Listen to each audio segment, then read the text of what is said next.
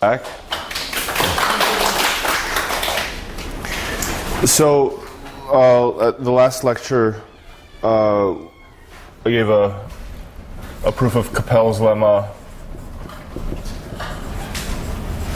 and a fairly hurried proof that finitely generated non-abelian torsion-free nilpotent groups cannot sit inside of diff 2 of M, where M is the interval or the circle.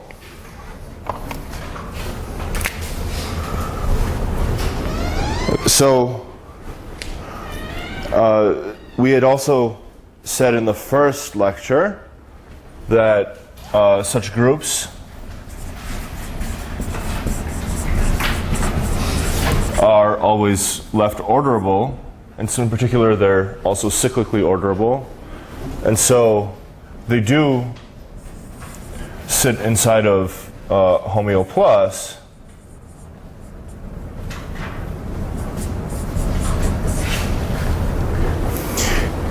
And then if we're counting integers, then between C0 and C2 there's still C1. And so I'll mention a theorem which I won't prove because it'll take us too far afield, is what happens for regularity exactly equal to 1. And so it turns out that there's a theorem of Farb and Franks, and also independently by Horquera, which says that if G is finitely generated and residually torsion-free nilpotent,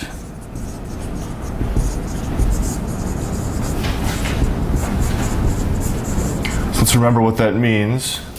So that means that every non-trivial element of the group survives in a torsion-free nilpotent quotient of G. Then G can be realized as a subgroup of diff 1 of M. So the theory of nilpotent group actions with their best level of regularity lies somewhere between C1 and C2. So I'll say a few words more about this later, but that's all I'll mention about that for now. Okay, so to motivate the discussion for the rest of the 2 lectures, I'd like to talk about a particular class of groups which some of you may have seen before, and those are right-angled Artin groups.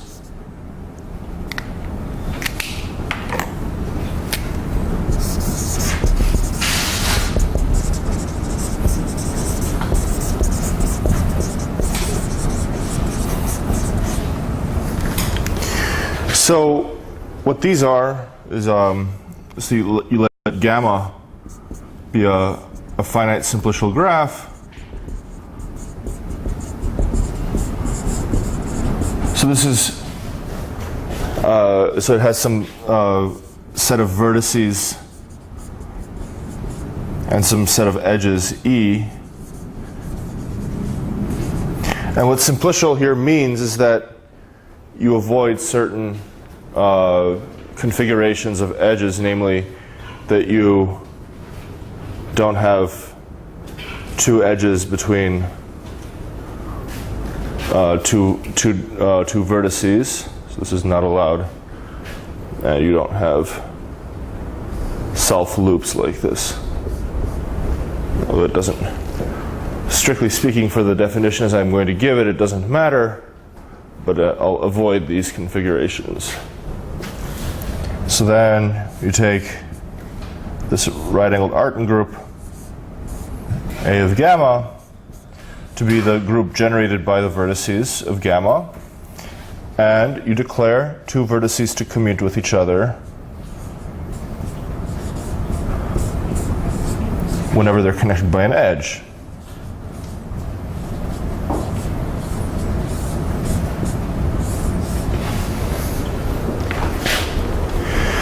So, if you've never seen this definition before, it may not seem very deep, and it's fairly easy to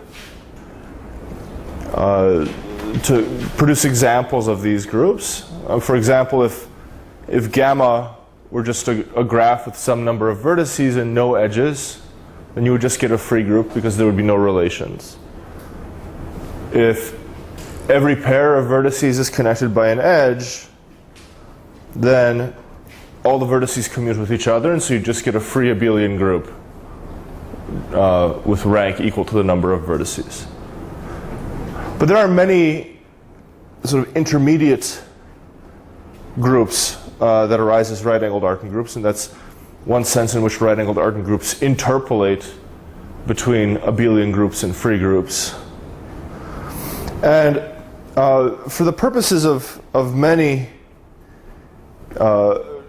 investigations that one does in low-dimensional topology or dynamics, right-angled arcing groups, they form a very, very nice tool because they're simultaneously complicated enough to have interesting phenomena and similar and also simple enough that they can be studied in an effective way. So hopefully I'll convince you that there's something interesting going on with these groups, at least from a dynamical point of view, by the end of the lectures. So just to give some basic ideas about how these right-angled arcing groups work. So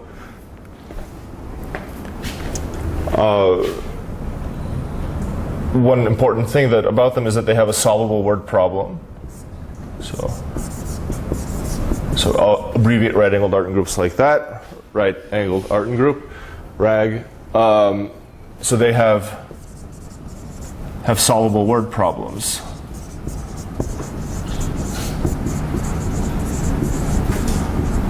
So how do you solve the word problem in a right-angled arcing group? Well,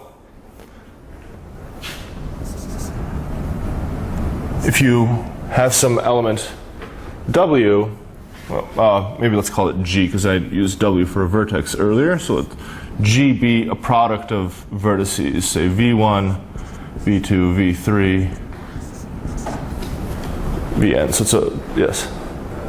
Do they deserve the name, the arcing group? Are they really arcing? They are arcing groups, yeah. So. Then what do you mean by right angle? So they're called right-angled arcing groups because if you pass to the corresponding Coxeter group, that's to say where you take all the vertices and you declare their squares to be equal to the identity, then you get a reflection group across a, you have a configuration of hyperplanes in some suitable ambient space, and then you have the hyperplanes that intersect at certain angles. And so if the angles of intersection are all right angles, then the two reflections will commute with each other. And so that's why it's called a right-angled arcing group, because the corresponding Coxeter group, called the right-angled Coxeter group, is a reflection group across hyperplanes which are either disjoint from each other or meet at right angles.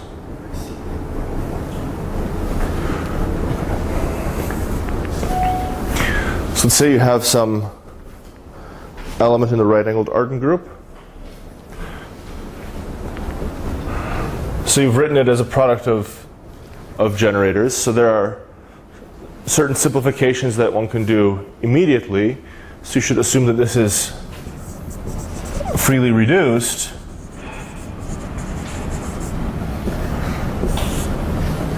Which is to say, you never have any occurrences of the form vi inverse. So really I should say these are all plus minus 1 exponents. So you're applying, multiplying vertices or their inverses. So if you don't have any configurations like this, or vi inverse vi, then the word will be freely reduced. So that's something that you can do in any group.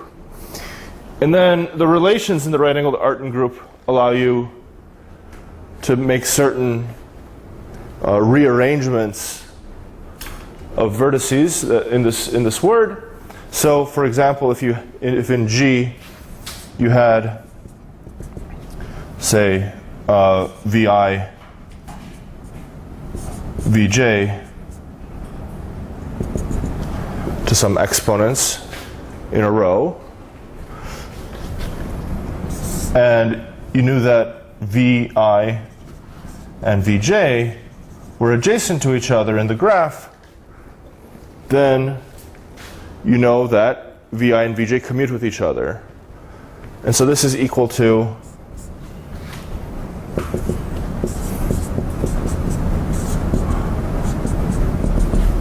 the same word with vj and vi switched. And so it's a theorem of generally attributed to Hermiller and Meyer, which says that a word G in the right-angled Artin group is the identity if and only if it can be reduced to the identity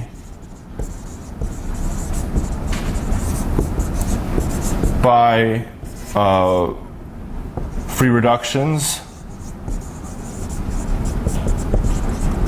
and switching commuting variables.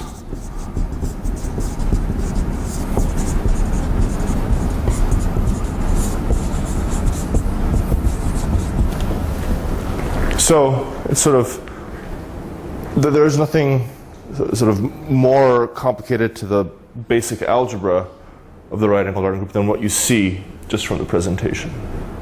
So here G is more a word than an element. Yes. So I'm being sloppy here by how I'm giving you this vertex, this element. So this should be some element in the free group on the vertices of gamma, and then you view it as an element in the right-angled Artin group by the projection from the free group on the vertices to the right-angled Artin group. Okay, so just to give you one more fact about right-angled Artin groups, which relates it to other groups that we studied before. So remember that so I defined this mapping class group of a surface in the previous lecture.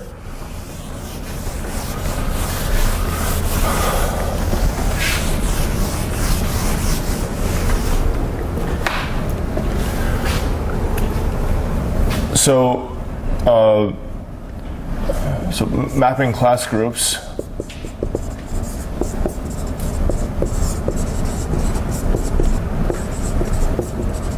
contain many right-angled Artin groups. And that's going to be useful later for the study of smoothness of actions of mapping class groups on the circle and on the interval. So let me just let me say more precisely how this works. So if you have a surface like this,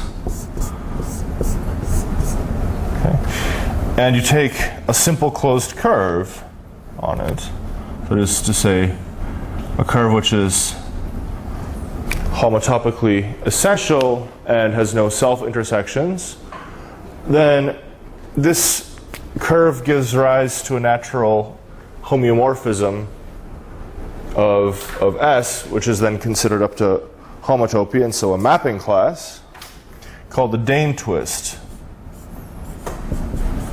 about gamma.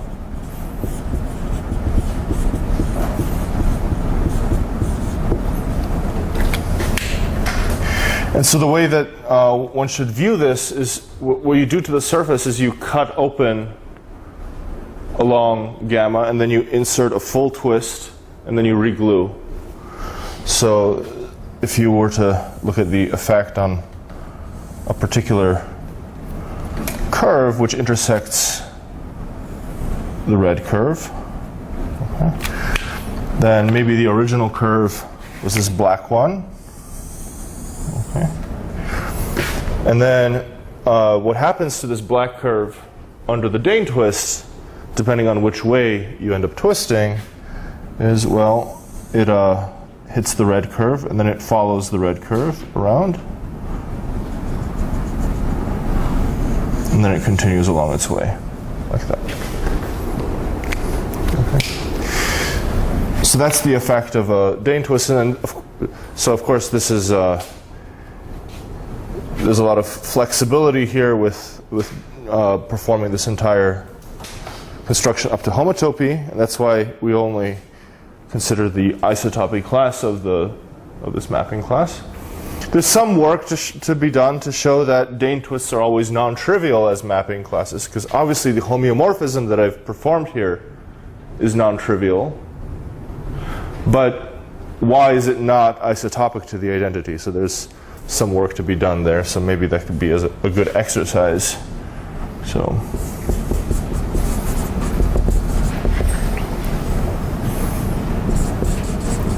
show that Dane twists about homotopically non-trivial curves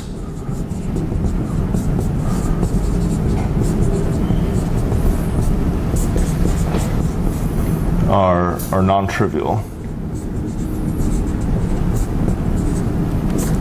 in the mapping class group. Okay.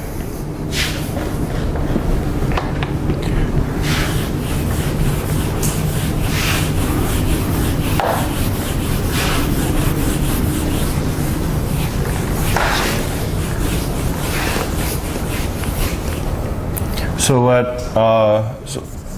let gamma 1 to gamma n, okay, be simple closed curves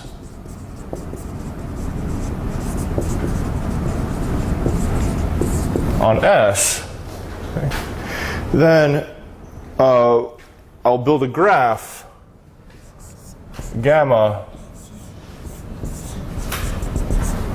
out of these curves by saying, okay, so gamma I will be adjacent to gamma j if gamma I and gamma j have representatives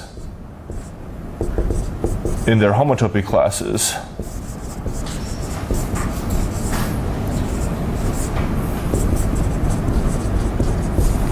Which are disjoint. So that is to say, I mean, if you chose two curves sort of poorly, they may end up intersecting, but in a sort of silly way. So for example, you may have taken this curve and maybe this one. You see they intersect, but there's a disk here that these two arcs of between the two intersection points bound, and so you can slide these things off of each other. So these two curves would have been disjoint. So this will be if and only if. So these two curves will be adjacent to each other if and only if they have representatives in their homotopy classes which are distinct. And then what we do is we build these homomorphisms. So I'll call them, so I sub n from the right-angled arc group on gamma, the same gamma, to mod S is built by taking a vertex V. So these vertices are labeled by gamma 1 to gamma n. So take gamma j to the Dane twist about gamma j to the nth power, where this n and this n are the same. And so the theorem is that I sub n is injective if n is sufficiently large.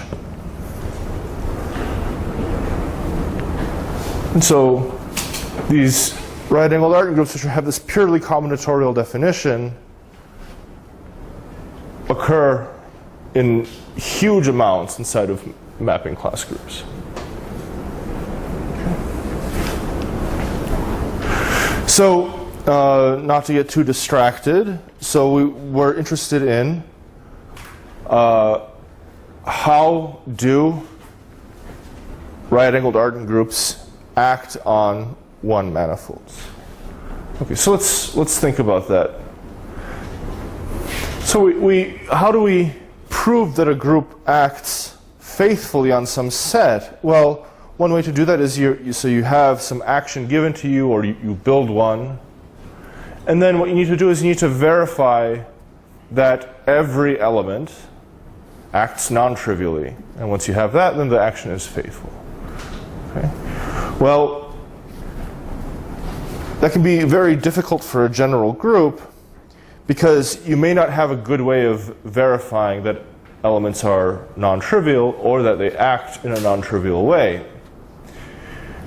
For right-angled argument groups, you're in much better shape because you have this word problem, which is easily solvable, which allows you to write down nice forms for elements, so you can enumerate all the non-trivial elements in a fairly systematic way. And moreover, it gives you a sort of nice way to build actions on one manifolds, which are continuous and maybe even have higher regularity. So let's prove the following theorem. Professor? Yes. Think about a simple plus curve like gamma in this and make another simple plus curve by moving gamma very to right. Then this gives two simple plus curve and there these two enclosed. But they will give same element in electrical because they are homotopic. Then how? Yeah, I was hoping that nobody would notice this. Yes, you're right. So gamma 1 to gamma n are pairwise non-homotopic.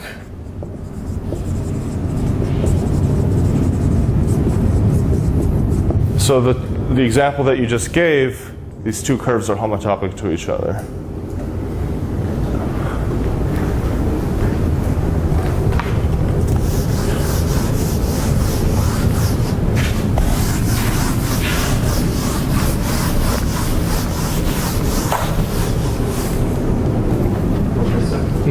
Can we define the same right-angled group on torus by reliving the condition disjoint to minimal intersection? Well, you can talk about such like groups generated by such Dane twists, but in general you're just going to get free groups that way, because two Dane twists about curves which intersect essentially are not going to commute with each other ever. And so to get the commutation that one has inside of a right-angled argument group, you really need disjoint curves. Inside of the mapping class group of the torus is, after passing to a finite index subgroup, in fact, a free group. And so any such groups that you produce in this way are going to be free.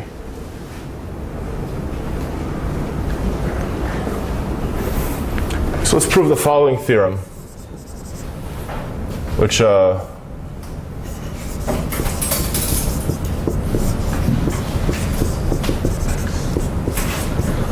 was due to Professor Beck and Sang-Hyun Kim and myself. It says that given gamma, the group A of gamma embeds inside of the group of C infinity diffeomorphisms of the real line.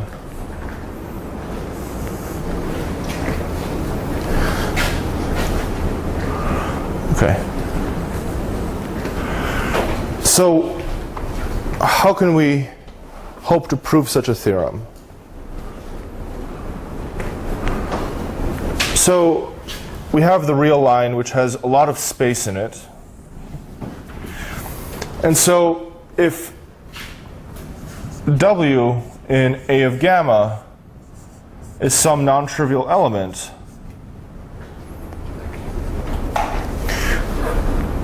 what you want to do is you want to find an action of a right-angled arcing group on an interval of some finite length, so just a compact interval. Call it I sub W.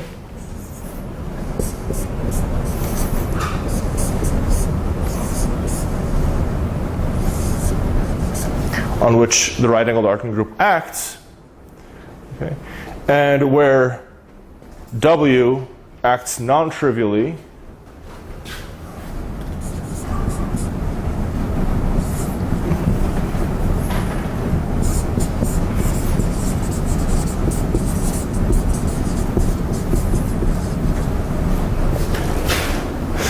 and so that all derivatives of all orders are bounded independently of W. So because then you need the all derivatives. So you're going to build an action then of you enumerate all the elements of A of gamma, and you have an action on a different interval for every word, and you combine them all together, and so then you get an action of the right-angled arcing group on the real line. And for every non-trivial element, you say, okay, look, there's this particular interval where it acts non-trivially, and so the action is faithful. And if you have control over the sizes of all the derivatives, then they piece together in a continuous fashion, and you get a C infinity action. Yes. How to give such map? Oh, I haven't said anything. I haven't told you how to do it yet. Yeah. That's the strategy. Yes.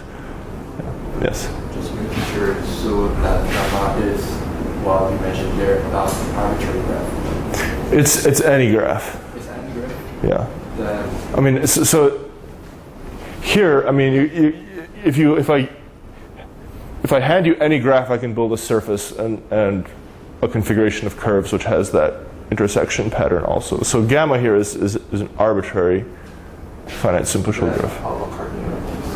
is there any restriction in the cardinality? Because Well, it should be finite. Yeah. So gamma is always a finite simplicial graph. Yes. In that strategy, the action is A gamma acts as a C infinity diffeomorphism on the conjugator. And what?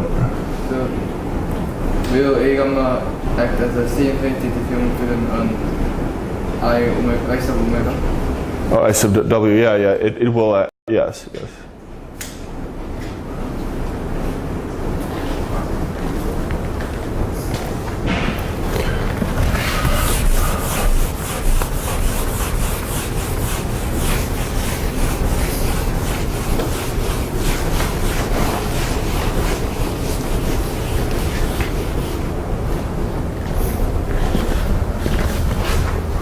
Okay, so to build such an action, one has to build it essentially, in a way where a particular element W acts non-trivially on the interval. So let's illustrate that. So let's say that W is not the identity in A of gamma. So I'll call an element say G in A of gamma is a central word,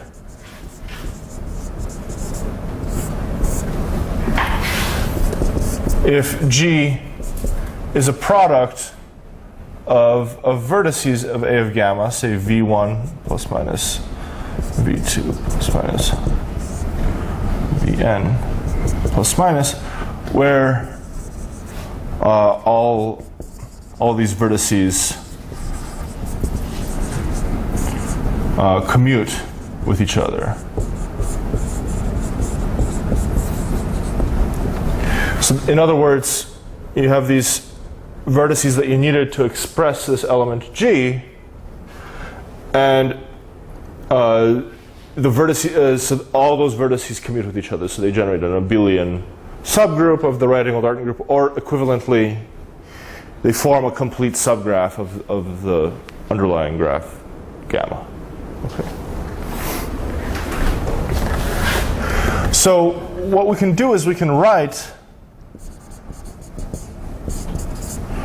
W as a product of central words.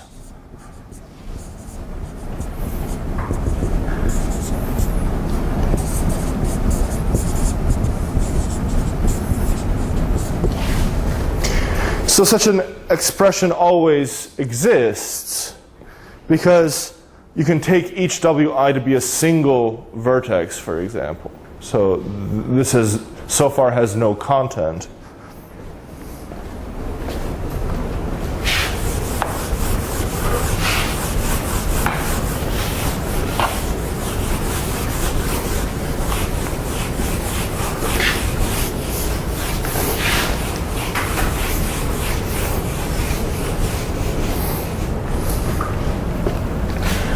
And so what we do is we now we transform W into another word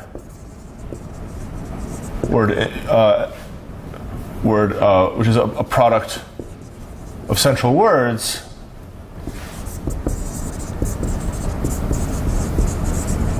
by a left greedy algorithm. So what does that mean? So here WK consists of it's a product of some vertices, all of which commute with each other. And now in WK minus 1, there might be vertices which commute with everything, all the vertices that you needed to write WK.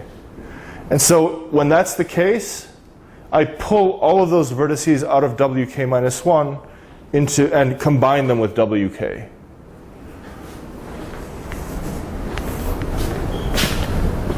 So if you have something like this, Wi plus 1,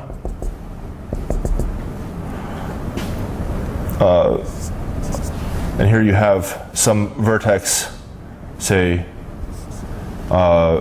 V plus minus, such that V commutes with Wi plus 1, then move all occurrences of V to Wi plus 1. So you just think of these as buckets, each of which contain vertices generating the right-angled Rightangle group, and then you move them to the left whenever it's possible to maintain the fact that W is a product of central words. So the details of this are a little bit annoying and combinatorial, but the point is that you're always moving vertices to the left and only to the left. And so it's plausible that you will eventually obtain a word which is written in as a product of central words where no further movements to the left are possible. So I'll leave that as an exercise for you to check. So this left greedy algorithm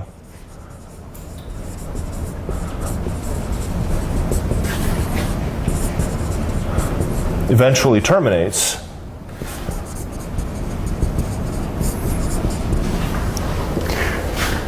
And so I'll say that W then is a product of WK to W1 of central words, where here this K might be different from this K. So that it's possible that I needed fewer central words in the end. Okay. And I'll say that this is in left greedy form.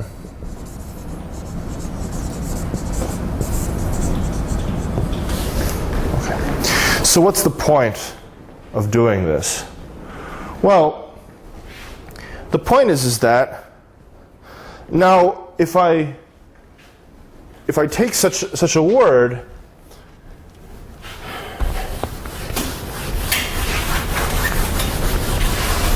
I can trace through the central words needed to express W and find sequences of vertices which in order don't commute with each other. So if W is equal to WK W1, maybe I'll write some more, WK minus 1, W2 W1 like this, then I can find a vertex or its inverse here, say V1 and V2 all the way to VK minus 1 and VK. So these vertices are occurring inside of these central words. And so that VI and VI plus 1 is never the identity. Because in the absence of such a vertex, then I would just say, okay, that means that I can, then I take any vertex and I can move it all the way to the left. So I can, so the left greedy algorithm hasn't terminated if such vertices don't exist. And so if you accept that this left greedy algorithm eventually terminates, then you can always find the existence of such vertices. Okay. So now, how am I going to build an action of the right-angled Artin group on an interval? Well,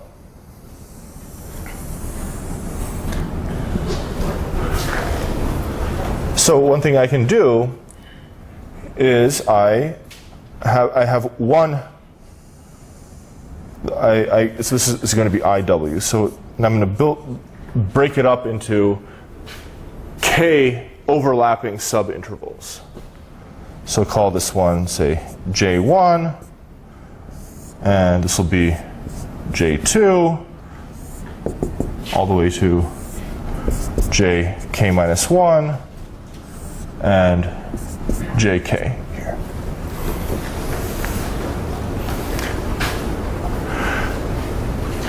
And now I need to define an action of the right-angled Artin group on this interval. So I'm going to define it on the union of these intervals J1 to JK. So on J1, I'll have the vertex V1 acting by something which is not the identity. So V1 is going to move points, say, to the right. Okay. And all the other vertices occurring in W1 will act on J1 by the identity. Okay. And now on J2, I define V2 to act by something which is not the identity. And so V2 will move points again to the right. And all the other vertices which commute with V2 will act by the identity. And then on J3, I have V3 acting like this, and then VK minus 1, and VK. So now if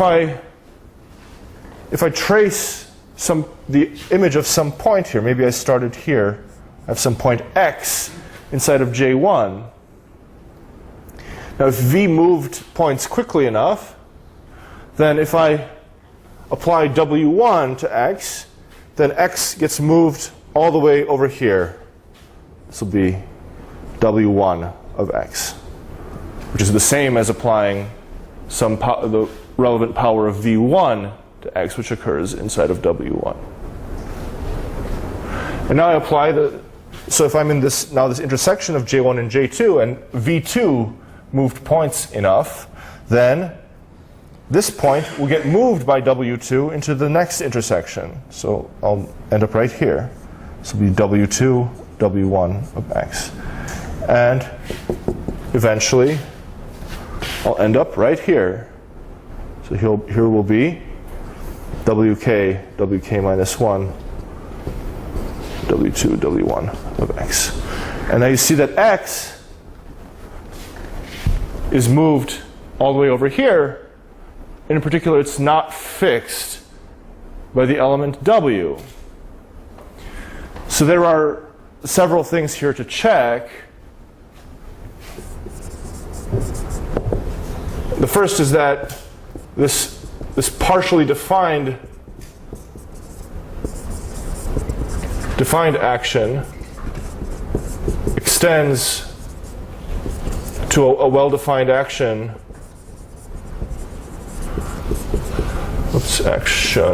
of A of gamma. And the second is that all actions are C infinity, or can be chosen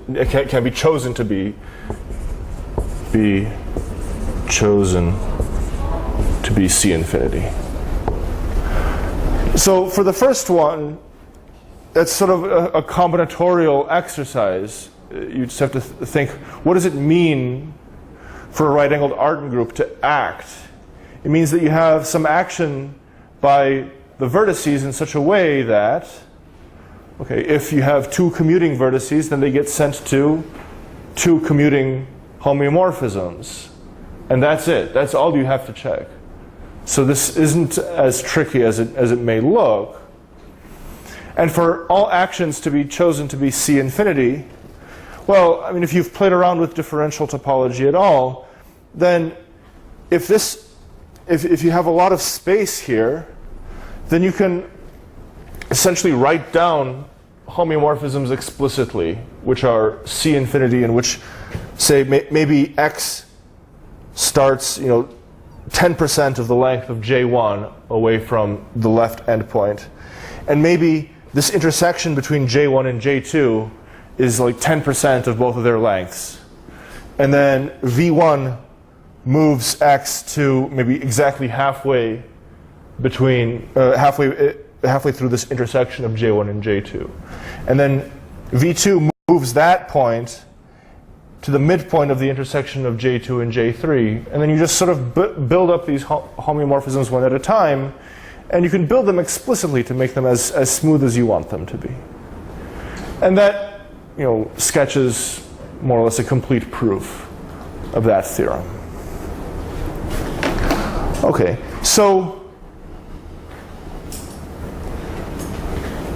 now is there anything interesting going on here? I mean, we've proved something about all right-angled Artin groups, so maybe either right-angled Artin groups aren't interesting from the point of view of this phenomenon or something.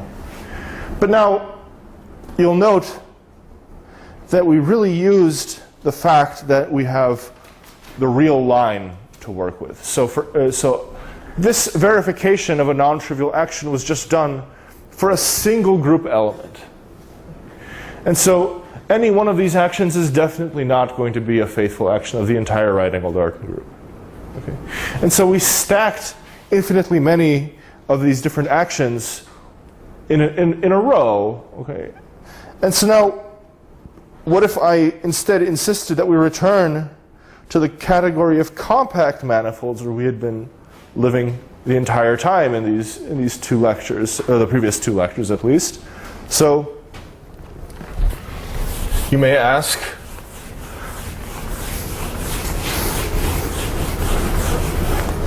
so what about What about compact manifolds?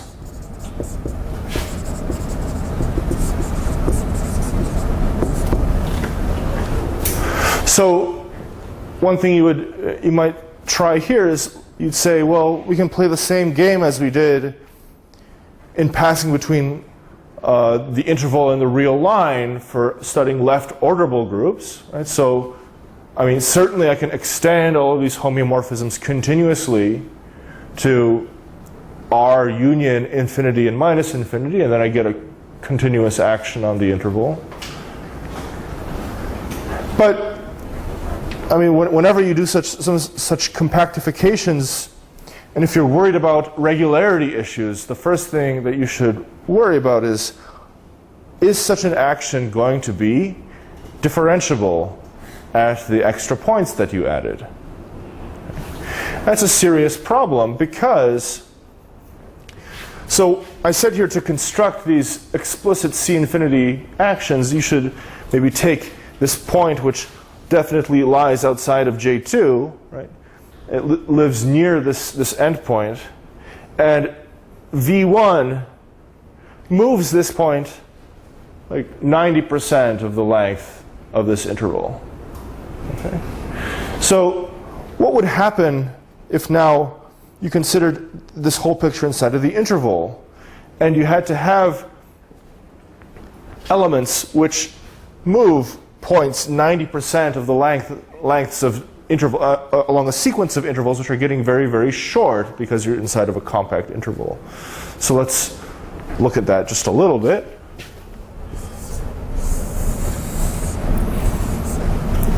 So just suppose that you have, say, here's I1, I2, and these are an infinite sequence of intervals which are accumulating here at the endpoint. IN plus 1, and so on. And you have some f, okay, in homeo plus of the interval, such that, oops, this should be I1, such that the support of f, so remember what that means, it's the points where f, that f doesn't fix, is exactly the union of the interiors of these intervals.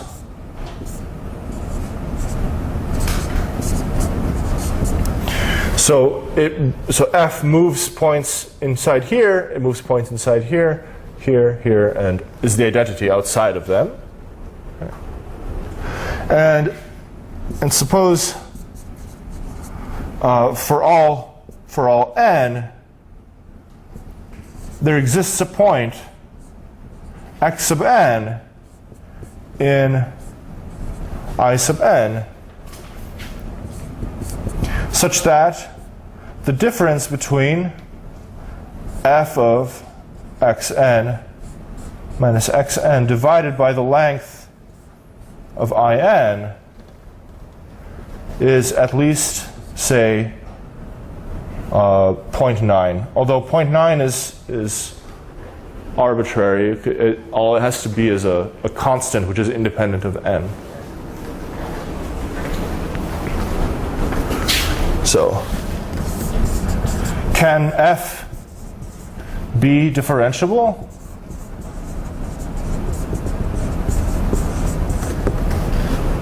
So what do you think? Raise your hand if you think that you can construct such an f which is differentiable. Who thinks that it cannot be differentiable?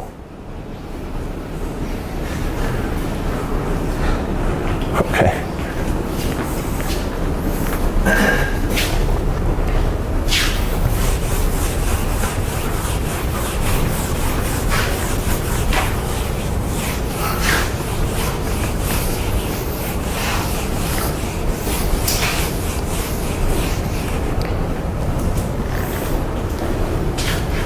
So let's analyze this. So here's IN,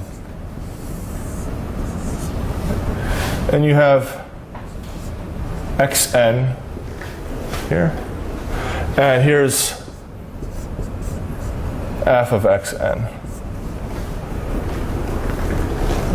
And so we want to analyze the differentiability of this. So I already gave you hints in the previous lecture about how one can pass between analysis and dynamics by doing a by having a dynamical interpretation of derivatives. And that's sort of in a very basic sense what we have here also. So this point here is fixed, okay?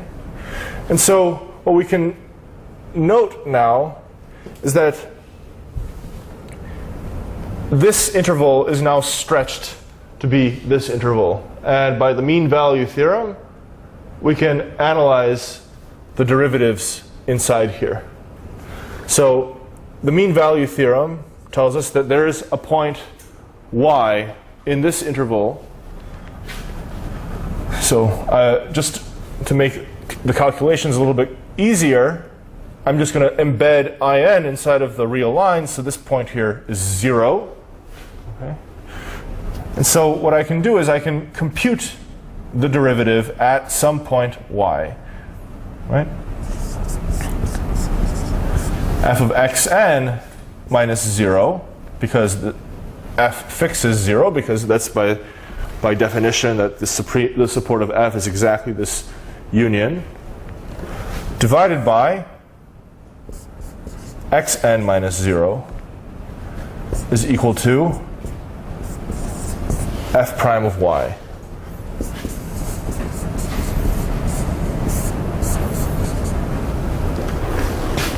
Okay.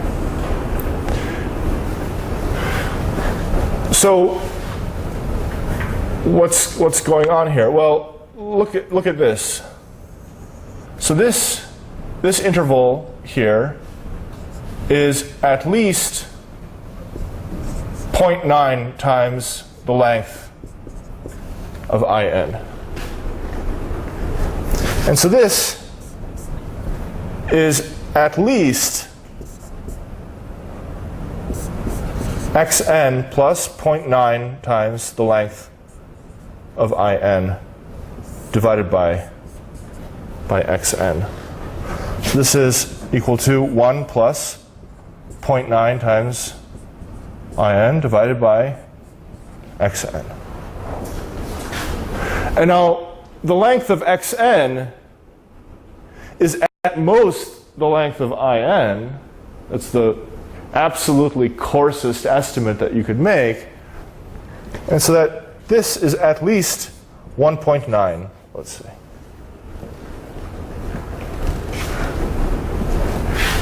Is there a problem here? Well, look, you have this sequence of intervals now which is accumulating at this endpoint of I. And so what can we say about f prime at this point?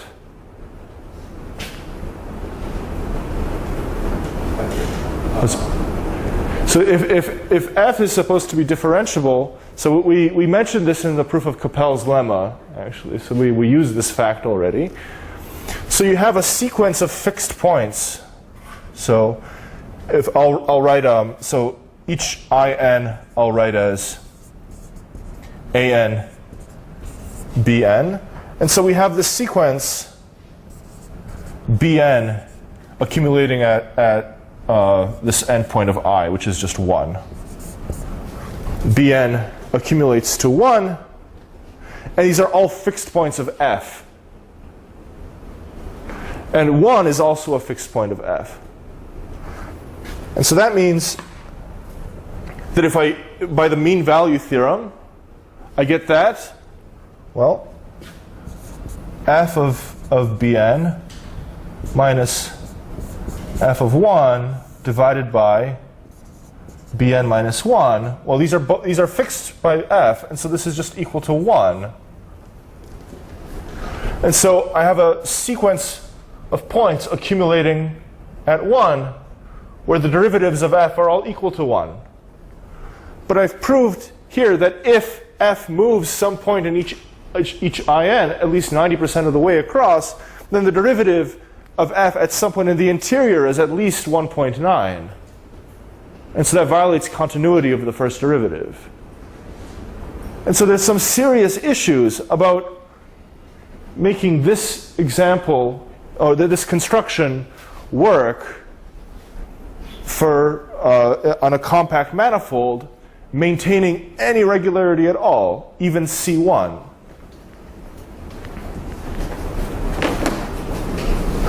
So maybe I think this is a good point for me to take a break, and then we'll recommence in half an hour. Is that all right?